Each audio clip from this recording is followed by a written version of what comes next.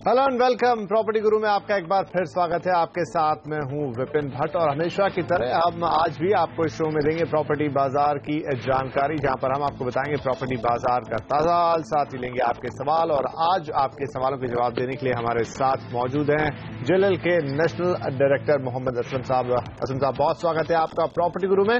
तो आइए असलम साहब के साथ हम सवाल जवाब के सिलसिले की शुरुआत करते हैं। हमारे साथ पहले कॉलर जो जुड़ रहे हैं भावेश हैं और मुंबई से, भावेश पंड्या पूरा नाम है, मुंबई से हमारे साथ होंगे। भावेश जी, क्या होगा आपका सवाल? Yes sir, how are you? बिल्कुल बढ़िया है, आप बताएं कैसे हैं? अच्छा, आई एम फाइन। अच्छा, मैंने 1 BHK फ्लैट पुरानी सिटी में लिया है 52 lakhs में, ओवला घोड़बंदर रोड थाने में जी। और मैंने परचेज किया है नवंबर 2014 में। ओके। एंड मैं इसका फ्यूचर एक्चुअली प्रोस्पेक्टिव कैसा रहेगा ये जानना चाहूंगा। लाइक राइट, 52 लाख में 1 BHK आपने लिया है पुराने सिटी घोड़बंदर रोड थाने के अंदर। असलम साहब, आप खरीद दिए चुके हैं, आगे जानना चाहते हैं कि किस तरह का यहाँ पर एक अप्रिसिएशन इनको मिल सकता है, प्रॉपर्टी का भविष्य कैसा रहेगा?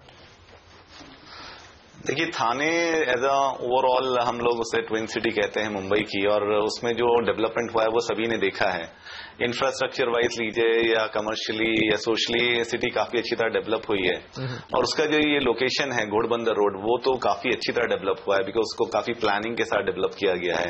उसका जो इंफ्रास्ट्रक्चर है, जो प्रॉपर उसमें फ्लाईओवर्स उन्होंने बनाए हैं सो दैट की ईज ऑफ ट्रैफिक रहे, उसके चलते वो एक न्यू सिटी थाने टाइप डेवलप हो गया है। तो एक ओल्ड सिटी हो गया और एक पूरा न्यू सिटी घोड़बंदर रोड पे डेवलप हो गया है। उसमें इन्होंने जो लिया है पुराने, तो उसी हिसाब से पता चलता है कि 1 BHK 52 lakhs में है, तो रेट्स काफी ज्यादा हो गए हैं। 10 to 8 average rate 8 to 10,000 rupees का है वहां पर। लेकिन मैं कहता हूं कि उसका फ्यूचर पोटेंशियल अभी भी काफी है। तो इन्होंने जो इन्वेस्टमेंट किया है, डेवलपर अच्छे हैं, लोकेशन अच्छी है, और जो वहां पे इंफ्रास्ट्रक्चर है, जैसे मैं बता रहा था फ्लाईओवर्स वगैरह, जो कनेक्टिविटी है उसकी मुंबई से या अहमदाबाद हाईवे की तरफ, वो बहुत अच्छी है। अभी अभी उन्होंने कापुर बावड़ी का जो फ्लाईओवर ऑपरेशनल किया है, उससे वो जो ट्रैफिक था उस एरिया में जो काफी शाम को और मॉर्निंग में हो जाता था, वो भी काफी ईज आउट हो गया है। तो ओवरऑल मुझे लगता है इनका इन्वेस्टमेंट अच्छा है, इन्होंने अभी कर भी लिया है। मेरी राय ये होगी कि अब इसको होल्ड कीजिए, आप जल्दीबाजी ना कीजिए। आपने अगर रहने के लिए किया है तो वहां रहिए, और अगर आपको निकालना भी है तो एटलीस्ट उसे 5 साल जरूर रखिएगा, तो आपको उस पर अच्छे रिटर्न्स मिलेंगे। चलिए साहब, तो अच्छा निवेश, अच्छे डेवलपर, अच्छा इलाका, कनेक्टिविटी भी अच्छी, चीजें सब अच्छी हैं। 5 साल जरूर रुकिए, सलाह दे रहे हैं आपको मोहम्मद असलम साहब। आगे चलते हुए अगर आप रिटर्न देखना चाहते हैं उस पर, तो आपकी प्रॉपर्टी में बढ़िया अप्रिसिएशन होने की पूरी उम्मीद रहेगी। आगे बढ़ेंगे, अगले कॉलर हैं हमारे साथ नितेश कोनकर साहब, बेंगलुरु से कॉल कर रहे हैं। नितेश जी, क्या होगा आपका सवाल? हेलो, नमस्ते, मैं नितेश कोनकर बोल रहा हूँ जी। हाँ, मैंने अभी 1 BHK खरीदा है प्रेस्टीज सनराइज पार्क में, अराउंड 600 स्क्वायर फीट है। ओके। और ये रीसेल में मिला है 30 lakhs प्लस रजिस्ट्रेशन में। ओके। तो इसका पोजीशन अराउंड 2017 दिसंबर तक है। ओके। तो is it a right investment to make? अच्छा, आपने एक ऑलरेडी अंडर कंस्ट्रक्शन प्रोजेक्ट में भी रीसेल में खरीदा है, राइट? हाँ, करेक्ट। ओके। 2017 तक आपको पोजीशन मिलेगा, तो आप पूछना चाहते हैं कि कैसा रहेगा ये, राइट? Yes yes. और अगर जाके रीसेल वैल्यू कैसी रहेगी पूरे प्रॉपर्टी की, और अगर रेंट पे दिया तो कितना एक्सपेक्ट कर सकते हैं? जरूर। असलम साहब, क्या सलाह होगी इनके लिए? इन्होंने इलेक्ट्रॉनिक सिटी के अंदर प्रेस्टीज सनराइज में ये प्रॉपर्टी खरीदी है और एक अंडर कंस्ट्रक्शन प्रोजेक्ट में भी इन्होंने रीसेल में ही उसे लिया है। देखिए, इलेक्ट्रॉनिक सिटी जो बैंगलोर का इलाका है वो काफी अच्छा है। उसमें कम से कम नहीं तो 300 से ज्यादा मल्टीनेशनल कंपनीज हैं। जो डिमांड है वो सब इन्हीं से, व्हाइट कॉलर जॉब लोगों से आती है जो उस एरिया में काम करते हैं। तो उसके रहते हुए जो इलेक्ट्रॉनिक सिटी का उसके आसपास के इलाके जो हैं वो काफी डेवलप हुए हैं और काफी प्रोजेक्ट्स आ रहे हैं वहां पे। इन्होंने रीसेल में उसे बाय किया है, तो डेफिनेटली मुझे लगता है इनको अच्छा प्राइस मिला होगा, क्योंकि जिसने बेचा होगा रीसेल में तो मोस्टली कई बार ऐसा होता है कि कुछ प्रॉब्लम की वजह से सेल हो जाती है रीसेल में अंडर कंस्ट्रक्शन प्रोजेक्ट में। तो उसके चलते मुझे लगता है इनको अच्छा प्राइस मिला होगा। बस आपको ये देखने की जरूरत है कि वैसे इलाके में कोई प्रॉब्लम नहीं है, जो उनके अप्रिसिएशन पोटेंशियल है वो भी काफी अच्छी है। आप ले लीजिए 9 to 12% year on year basis पे आपको मिलेगा वहां पे, जो कि एक अच्छा रिटर्न है आजकल की मार्केट में जो हम देख रहे हैं लास्ट 5 ईयर से। लेकिन फ्यूचर में भी आपको थोड़ा सा उसमें अच्छे पोटेंशियल और अच्छे रिटर्न की उम्मीदें हैं। लेकिन आपने जब लिया है रीसेल में तो थोड़ा ड्यू डिलिजेंस आई होप आपने की होगी कि जैसे कि आपके जो सेलर हैं उनके कुछ ड्यूज तो पेंडिंग नहीं है, या तो उनका कोई लोन तो नहीं है, या जो फ्लैट फ्लैट आपने लिया है उसकी कंडीशन ठीक ठाक है, उसकी जो कंस्ट्रक्शन की स्टेजेस है वो एज पर शेड्यूल है। तो ये सब कुछ छोटी मोटी चीजें होती हैं जो आपको लेते समय ध्यान रखना चाहिए। जबकि आपने आप परचेज कर ही ली है तो मुझे लगता है आपने जरूर की होगी, तो फ्यूचर में तो उसमें कोई प्रॉब्लम नहीं दिखती है, तो आपको उसको होल्ड कीजिए और वो आपको अच्छा प्रेसिशन देगा।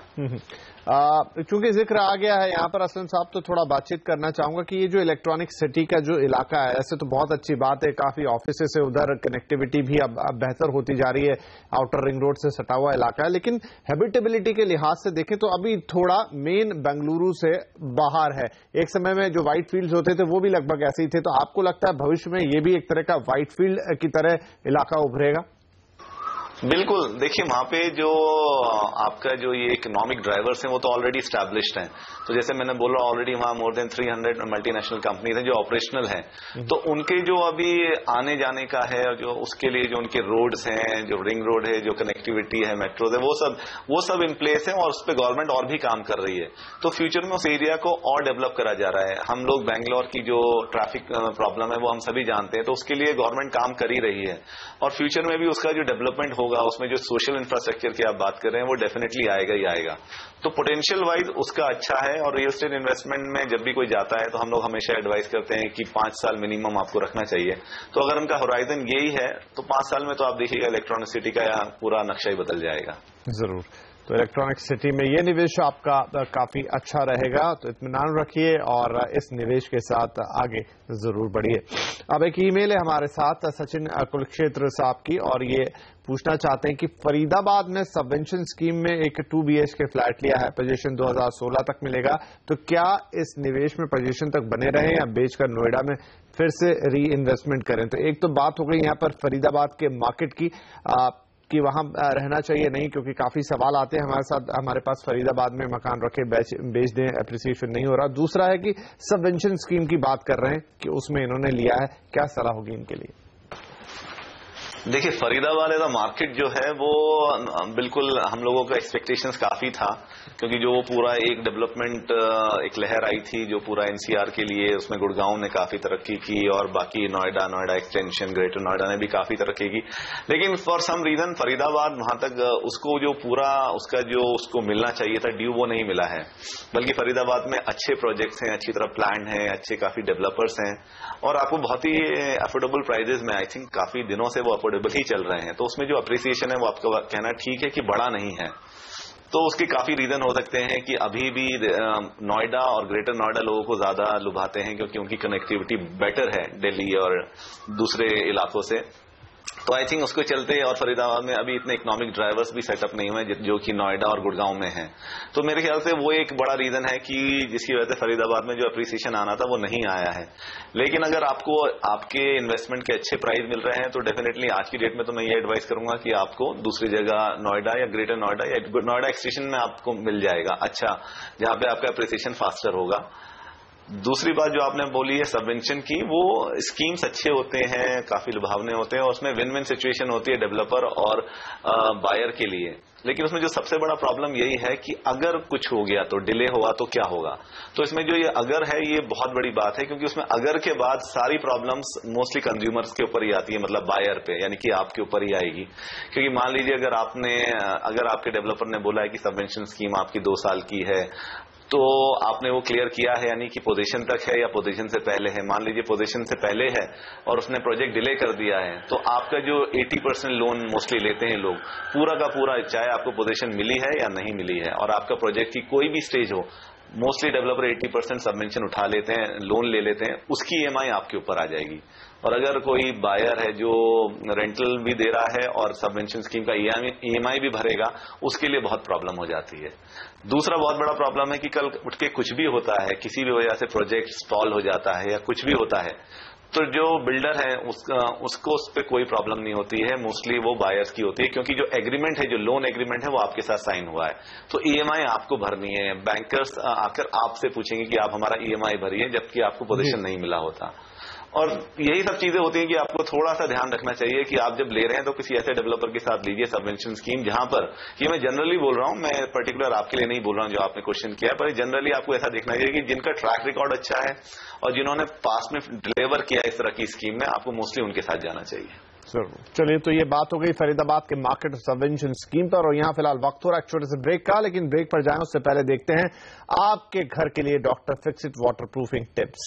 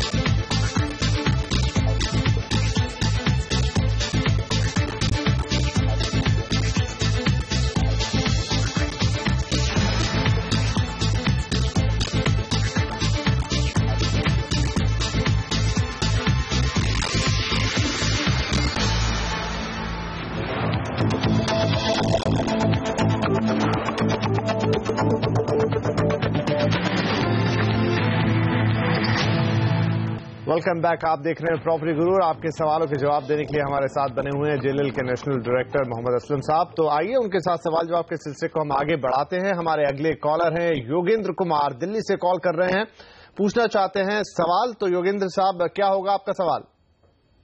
Sir good evening. Good evening. मैं इन्वेस्टमेंट पर्पस के लिए नोएडा, ग्रेटर नोएडा या भिवाड़ी में से कुछ देख रहा हूँ।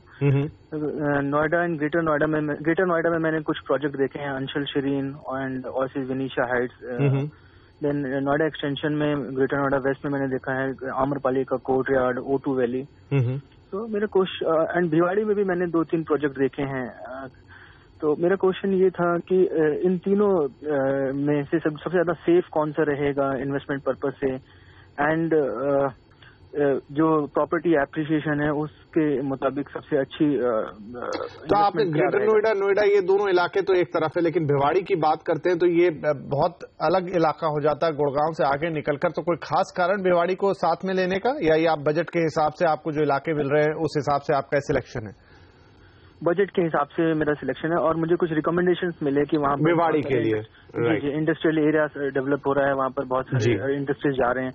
तो उस चीज को ध्यान में रखते हुए मैंने वो एरिया भी घूमा। बट मुझे attractive, as prima facie attractive ये लग रहा है ग्रेटर नोएडा या नोएडा। जरूर, और इस पर आपको जो कंफ्यूजन है वो भी दूर कर देते हैं। असलम साहब, क्या इनके लिए सलाह होगी? नोएडा देख चुके हैं, ग्रेटर नोएडा देख चुके हैं, और भिवाड़ी आप कंफ्यूजन है कि बेस्ट पिक कहाँ मिलेगी? देखिए, अब अगर तीनों ही एरियाज का बात करेंगे, जैसे आपने बिल्कुल ठीक किया रविंद्र जी कि भिवाड़ी एकदम थोड़ा सा अलग हो जाता है, पर मुझे लगता है कि अगर आप बजट के हिसाब से देंगे तो आपका जो सबसे कम बजट है, जो भी है, या लेट्स से आपका कुछ भी बजट है, उसमें आपको जो सबसे बड़ा घर मिलेगा वो भिवाड़ी में ही मिलेगा। तो आपके ऊपर डिपेंड करता है कि आप घर किस तरह का लेना चाहते हैं। रही बात इकोनॉमिक ड्राइवर्स की, फ्यूचर डेवलपमेंट की, तो मैं ये कहूंगा आपको कि आज की डेट में अगर आप पेशेंस रखते हैं तो आपको एक बड़ा घर और जिसका फ्यूचर एप्रिसिएशन अच्छा रहेगा वो भिवाड़ी से बेटर रहेगा। क्योंकि भिवाड़ी का जो है, आपने सही बोला कि एक इंडस्ट्रियल टाउन की तरह वो डेवलप हो रहा है।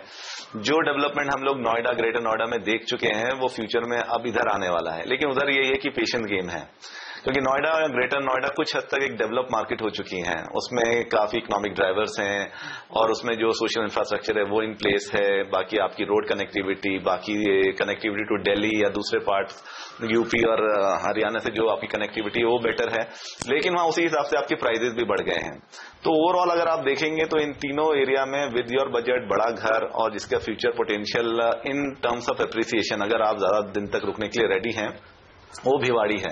बाकी नोएडा, ग्रेटर नोएडा का तो डेफिनेटली अगर आप उसको कंपेयर करेंगे आज की डेट में डेवलपमेंट में, तो वो दोनों उससे बाजी मार लेते हैं, क्योंकि उसमें जो अभी तक इंफ्रास्ट्रक्चर डेवलप हो चुका है और जो गवर्नमेंट के इनिशिएटिव्स हैं, प्लान्स हैं, वो काफी अच्छे हैं। नोएडा प्लान, मेट्रो जो प्लान है ग्रेटर नोएडा तक, उसके चलते उस पूरे एरिया का जो कैपिटल एप्रिसिएशन होगा वो काफी हो जाएगा, क्योंकि हमने देखा है नोएडा की स्टोरी हमारे सामने है। नोएडा एक्सटेंशन एक आपके लिए ऑप्शन हो सकता है।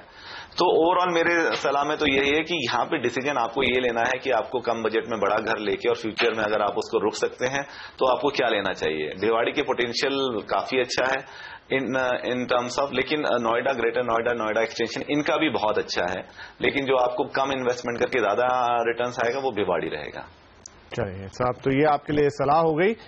भिवाड़ी से आपको बेहतर रिटर्न मिल सकते हैं और बाकी नोएडा, नोएडा एक्सटेंशन का भी क्या पोटेंशियल है असलम साहब ने आपको बता दिया। अब एक ईमेल हमारे पास है विजय कुमार साहब का, बहरीन से इन्होंने भेजा और पूछना चाहते हैं कि पुणे में एक रो हाउस इन्होंने 2 करोड़ रुपए का बजट है, लेना चाहते हैं। विमान नगर, कल्याणी नगर, कोरेगांव पार्क में ये इलाके हैं जहां पर वो घर देख रहे हैं। गेटेड प्रोजेक्ट में निवेश करना उनकी पहली पसंद रहेगी। अब इस पर सलाह चाहते हैं तो असलम साहब क्या सलाह होगी इनके लिए? देखिए 2 करोड़ में कल्याणी नगर और कोरेगांव पार्क थोड़ा सा मुझे मुश्किल लगता है। इनफैक्ट विमान नगर भी आज की डेट में 2 करोड़ में रो हाउस लेना थोड़ा सा मुश्किल हो गया है, क्योंकि प्राइजेस काफी ज्यादा हो गए हैं। आई थिंक अगर आप अपना थोड़ा सा दायरा बढ़ाएं और आप अगर थोड़ा और आगे जाने के लिए रेडी हैं तो वाघोली और खराडी एरिया जो है ईस्टर्न पुणे में, वहां पे काफी अच्छे प्रोजेक्ट्स हैं जो अभी रो हाउसेज के लिए और गेटेड कम्युनिटी में रो हाउसेज आपको अभी भी ऑफर पे हैं, क्योंकि पूना में यही जो एरियाज हैं इधर है, या फिर आप साउथ ऑफ पूना में भी जा सकते हैं जहां एनआईबीएम और कोंडवा एरिया में या मोहम्मदवाड़ी में, उधर भी कुछ प्रोजेक्ट्स हैं जहां पे आपको ये बंगलोज या रो हाउसेज मिल सकते हैं। लेकिन 2 करोड़ के प्रोजेक्ट, 2 करोड़ के बजट में आपको इन्हीं एरियाज में देखना पड़ेगा, क्योंकि जो आपकी प्रिफर्ड है लोकेशन कोरेगांव पार्क, कल्याणी नगर या विमान नगर, तो उसमें आपको बजट थोड़ा सा अपना बढ़ाना पड़ेगा। बाकी ये जो एरियाज मैंने आपको बोले ये भी काफी अच्छे हैं, और अभी जो कनेक्टिविटी हो गई है पूना में, रोड कनेक्टिविटी है फ्रॉम विमान नगर टू वाघोली एंड खराड़ी, वो बहुत अच्छी है। तो आई थिंक उसमें आपको ज्यादा फर्क नहीं पड़ेगा। तो मेरी राय में अगर आपको 2 करोड़ के बजट का कंस्टेंट है तो उसमें आपको खराड़ी या वाघोली में आपको थोड़ा ट्राई कर लेना चाहिए। चलिए इसी सलाह के साथ हम लेंगे एक छोटा सा ब्रेक, लेकिन ब्रेक के बाद भी सवाल जवाब का सिलसिला जारी रहेगा।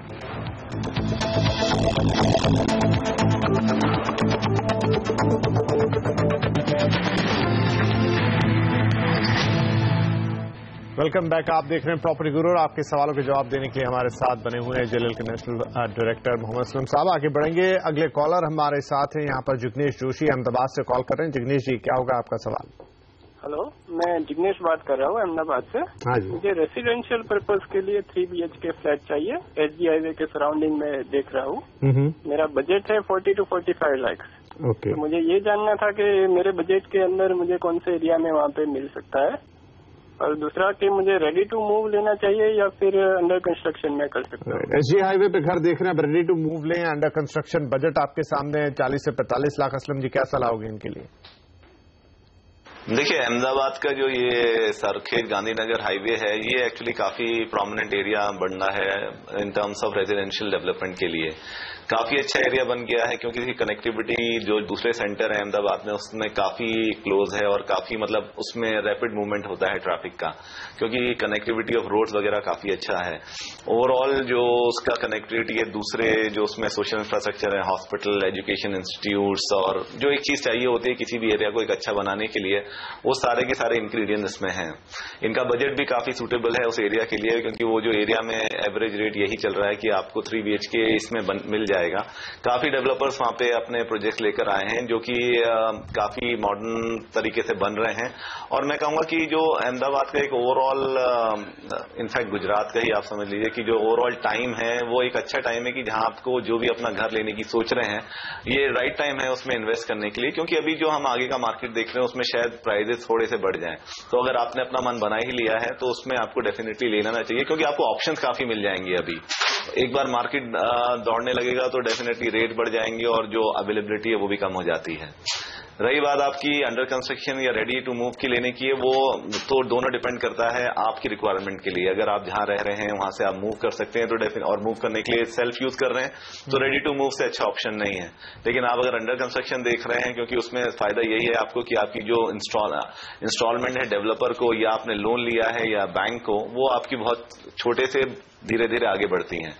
तो डेफिनेटली आपकी फाइनेंशियल पोजीशन के ऊपर और आपकी पर्सनल रिक्वायरमेंट के ऊपर ये डिसीजन आप ही को लेना पड़ेगा। राइट, दोनों डिसीजन आई थिंक लेने के लिए अच्छा रहेगा आपके लिए। राइट, उम्मीद करेंगे कि इस सलाह के बाद अब आपको आसानी होगी कि सरखेज गांधीनगर हाईवे पे कहाँ मकान लिया और कितने बजट में और कैसे लिया जाए। फिलहाल आज के लिए वक्त हो रहा है खत्म। असलम साहब आप आए और आपने हमारे दर्शकों के सवालों के जवाब दिए, इसके लिए आपका बहुत बहुत शुक्रिया। तो प्रॉपर्टी गुरु में आज के लिए इतना ही। आपके सवाल हमें भेजते रहे pg@moneycontrol.com पर। नमस्कार।